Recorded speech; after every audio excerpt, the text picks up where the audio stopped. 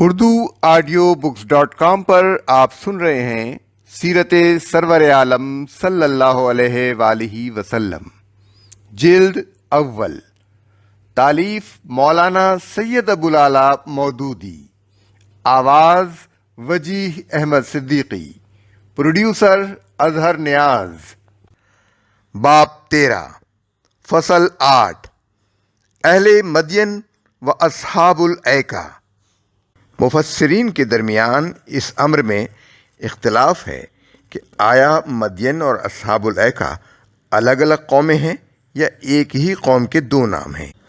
ایک گروہ کا خیال ہے کہ یہ دو الگ الگ قومیں ہیں، اور اس کے لیے سب سے بڑی دلیل یہ ہے کہ سورہ اعراف میں حضرت شعیب علیہ السلام کو اہل مدین کا بھائی فرمایا گیا ہے، وَإِلَىٰ مَدْيَنَ أَخَاهُمْ شُعَيْبًا، اور یہاں اصحاب الایکہ کے ذکر میں صرف یہ ارشاد ہوا ہے اذ قال لهم شعیب، یعنی جب کہ ان سے شعیب نے کہا۔ ان کے بھائی اخوہم کا لفظ استعمال نہیں کیا گیا۔ اس کے برعکس بعض مفسرین دونوں کو ایک ہی قوم قرار دیتے ہیں، کیونکہ سورہ اعراف اور ہود میں جو امراض اور اوصاف اصحاب مدین کے بیان ہوئے ہیں وہی یہاں اصحاب الایکہ کے بیان ہو رہے ہیں۔ حضرت شعیب علیہ السلام کی دعوت و نصیحت بھی یکساں ہے، اور آخر کار ان کے انجام میں بھی فرق نہیں ہے۔ تاریخی تحقیق سے معلوم ہوتا ہے کہ یہ دونوں اقوال اپنی جگہ صحیح ہیں۔ اصحاب مدین اور اصحاب الایکہ بلا شبہ دو الگ قبیلے ہیں، مگر ہیں ایک ہی نسل کی دو شاخیں۔ حضرت ابراہیم علیہ السلام کی جو اولاد ان کی بیوی یا کنیز قطورہ کے بطن سے تھی، وہ عرب اور اسرائیل کی تاریخ میں بنی قطورہ کے نام سے معروف ہے۔ ان میں سے ایک قبیلہ جو سب سے زیادہ مشہور ہوا مدیان بن ابراہیم علیہ السلام کی نسبت سے مدیانی یا اصحاب مدین کہلایا، اور اس کی آبادی شمالی حجاز سے فلسطین کے جنوب تک اور وہاں سے جزیرہ نما سینا کے آخری گوشے تک بحر قلزم اور خلیج عقبہ کے سواحل پر پھیل گئی۔ اس کا صدر مقام شہر مدین تھا، جس کی جائے وقوع ابو الفدا نے خلیج عقبہ کے مغربی کنارے پر ایلا موجودہ عقبہ سے 5 دن کی راہ پر بتائی ہے۔ باقی بنی قطورہ، جس میں بنی ددان یعنی دیدنائٹس نسبتاً زیادہ مشہور ہیں، شمالی عرب میں تیمہ اور تبوک اور الاولیٰ کے درمیان آباد ہوئے، اور ان کا صدر مقام تبوک تھا، جسے قدیم زمانے میں ایکا کہتے تھے۔ یاقوت نے معجم البلدان میں لفظ ایکا کے تحت بتایا ہے کہ یہ تبوک کا پرانا نام ہے، اور اہل تبوک میں عام طور پر یہ بات مشہور ہے کہ یہی جگہ کسی زمانے میں ایکا تھی۔ دونوں قبیلوں کے لیے مشترک نبی کیوں؟ اصحاب مدین اور اصحاب الایکہ کے لیے ایک ہی پیغمبر مبعوث کیے جانے کی وجہ غالباً یہ تھی کہ دونوں ایک ہی نسل سے تعلق رکھتے تھے، ایک ہی زبان بولتے تھے، اور ان کے علاقے بھی بالکل ایک دوسرے سے متصل تھے، بلکہ بعید نہیں کہ بعض علاقوں میں یہ ساتھ ساتھ آباد ہوں، اور آپس کے شادی بیاہ سے بھی ان کا معاشرہ بھی باہم گھل مل گیا ہو۔ اس کے علاوہ بنی قطورہ کی ان شاخوں کا پیشہ بھی تجارت تھا، اور دونوں میں ایک ہی طرح کی تجارتی بے ایمانیاں اور مذہبی و اخلاقی بیماریاں پائی جاتی تھیں۔ بائبل کی ابتدائی کتابوں میں جگہ جگہ یہ ذکر ملتا ہے کہ یہ لوگ بال فغور کی پرستش کرتے تھے، اور بنی اسرائیل جب مصر سے نکل کر ان کے علاقے میں آئے تو ان کے اندر بھی انہوں نے شرک اور زناکاری کی وبا پھیلا دی۔ گنتی باب 25 آیت 1 تا 5، باب 31 آیت 16 تا 17۔ پھر یہ لوگ بین الاقوامی تجارت کی ان دو بڑی شاہراہوں پر آباد تھے جو یمن سے شام اور خلیج فارس سے مصر کی طرف جاتی تھیں۔ ان شاہراہوں پر واقع ہونے کی وجہ سے انہوں نے بڑے پیمانے پر رہزنی کا سلسلہ چلا رکھا تھا، دوسری قوموں کے تجارتی قافلوں کو بھاری خراج لیے بغیر نہ گزرنے دیتے تھے، اور بین الاقوامی تجارت پر خود قابض رہنے کی خاطر انہوں نے راستوں کا امن خطرے میں ڈال رکھا تھا۔ قرآن مجید میں ان کی اس پوزیشن کو یوں بیان کیا گیا ہے، یہ دونوں یعنی قوم لوط اور اصحاب الایکہ کھلی شاہراہ پر آباد تھے، اور ان کی راہزنی کا ذکر سورہ اعراف میں اس طرح کیا گیا ہے، اور ہر راستے پر لوگوں کو ڈرانے نہ بیٹھو۔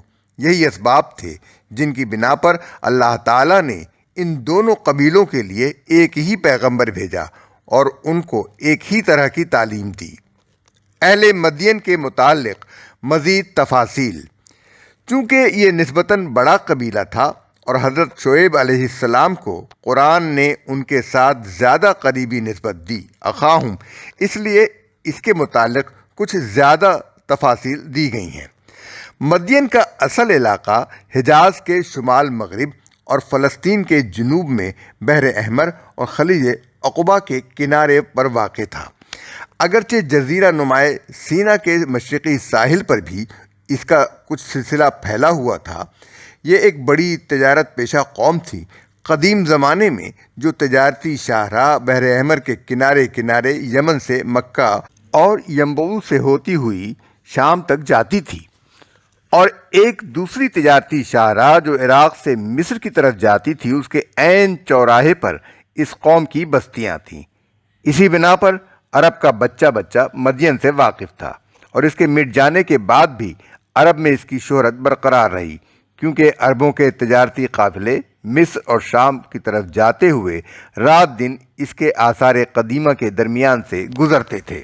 اہل مدین کے متعلق ایک اور ضروری بات جس کو اچھی طرح ذہن نشین کر لینا چاہیے، یہ ہے کہ یہ لوگ دراصل حضرت ابراہیم علیہ السلام کے صاحبزادے مدیان کی طرف منسوب ہیں، جو ان کی تیسری بیوی قطورہ کے بطن سے تھے۔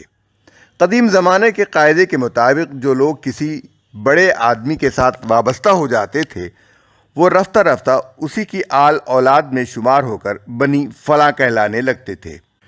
اسی قاعدے پر عرب کی آبادی کا بڑا حصہ بنی اسماعیل کہلایا، اور اولاد یعقوب کے ہاتھوں پر مشرف باسلام ہونے والے لوگ سب کے سب بنی اسرائیل کے جامع نام کے تحت کھپ گئے۔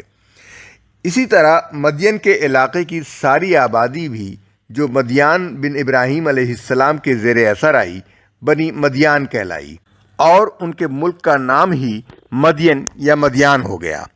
اس تاریخی حقیقت کو جان لینے کے بعد یہ گمان کرنے کی کوئی وجہ باقی نہیں رہتی کہ اس قوم کو دین حق کی آواز پہلی مرتبہ حضرت شعیب علیہ السلام ہی کے ذریعے سے پہنچی تھی۔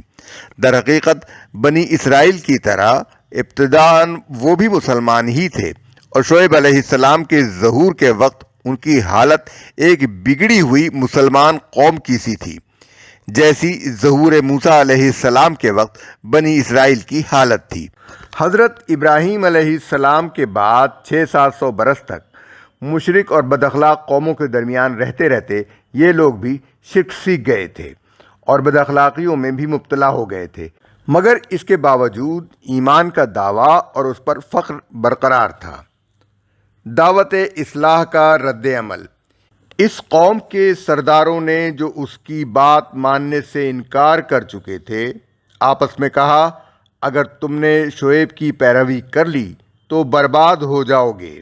سورہ اعراف آیت 90۔ حضرت شعیب علیہ السلام کی دعوت اصلاح کے جواب میں مدین کے سردار اور لیڈر کہتے تھے، اور اسی بات کا اپنی قوم کو بھی یقین دلاتے تھے، کہ شعیب علیہ السلام جس ایمانداری اور راست بازی کی دعوت دے رہا ہے اور اخلاق و دیانت کے جن مستقل اصولوں کی پابندی کرانا چاہتا ہے، اگر ان کو مان لیا جائے تو ہم تباہ ہو جائیں گے۔ ہماری تجارت کیسے چل سکتی ہے اگر ہم بالکل ہی سچائی کے پابند ہو جائیں اور کھرے کھرے سودے کرنے لگیں؟ اور ہم جو دنیا کی سب سے بڑی تجارتی شاہراہوں کے چوراہے پر بستے ہیں اور مصر و عراق کی عظیم الشان متمدن سلطنتوں کی سرحد پر آباد ہیں، اگر ہم قافلوں کو چھیڑنا بند کر دیں اور بے ضرر اور پرامن لوگ ہی بن کر رہ جائیں، تو جو معاشی اور سیاسی فوائد ہمیں اپنی موجودہ جغرافی پوزیشن سے حاصل ہو رہے ہیں وہ سب ختم ہو جائیں گے، اور آس پاس کی قوموں پر ہماری جو دھونس قائم ہے وہ باقی نہ رہے گی۔ یہ بات صرف قوم شعیب کے سرداروں ہی تک محدود نہیں ہے، ہر زمانے میں بگڑے ہوئے لوگوں نے حق اور راستی اور دیانت کی روش میں ایسے ہی خطرات محسوس کیے ہیں۔ ہر دور کے مفسدین کا یہی خیال رہا ہے کہ تجارت اور سیاست اور دوسرے دنیاوی معاملات جھوٹ اور بے ایمانی اور بد اخلاقی کے بغیر نہیں چل سکتے۔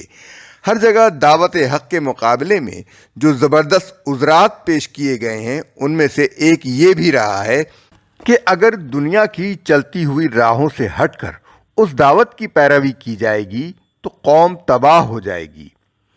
اہل مدین پر عذاب رجفہ آیا، یعنی ہولناک دھماکے اور زلزلے کی صورت میں۔ ان کی تباہی مدت دراز تک آس پاس کی قوموں میں ضرب المثل رہی ہے۔ چنانچہ زبور داؤد میں ایک جگہ آتا ہے کہ اے خدا فلاں فلاں قوموں نے تیرے خلاف عہد باندھ لیا، لہذا تو ان کے ساتھ وہی کر جو تو نے مدیان کے ساتھ کیا۔ باب 83 آیات 5 تا 9۔ اور یسیاہ نبی ایک جگہ بنی اسرائیل کو تسلی دیتے ہوئے کہتے ہیں کہ آشور والوں سے نہ ڈرو، اگرچہ وہ تمہارے لیے مصریوں کی طرح ظالم بنے جا رہے ہیں، لیکن کچھ دیر نہ گزرے گی کہ رب الافواج ان پر اپنا کوڑا برسائے گا اور ان کا وہی حشر ہوگا جو مدیان کا ہوا۔ یسیاہ باب 10 آیات 21 تا 26۔ اصحاب الایکا پر عذاب۔ انہوں نے جھٹلایا، آخر کار چھتری والے دن کا عذاب ان پر آ گیا، اور وہ بڑے ہی خوفناک دن کا عذاب تھا۔ آیت 189 سورہ شورى۔ ان پر نازل ہونے والے عذاب کی کوئی تفصیل قرآن مجید یا کسی صحیح حدیث میں مذکور نہیں ہے۔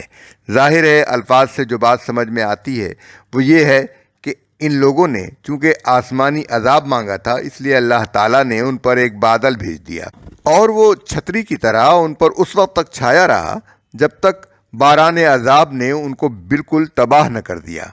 قرآن سے یہ بات صاف معلوم ہوتی ہے کہ اصحاب مدین کے عذاب کی کیفیت اصحاب الایکا کے عذاب سے مختلف تھی۔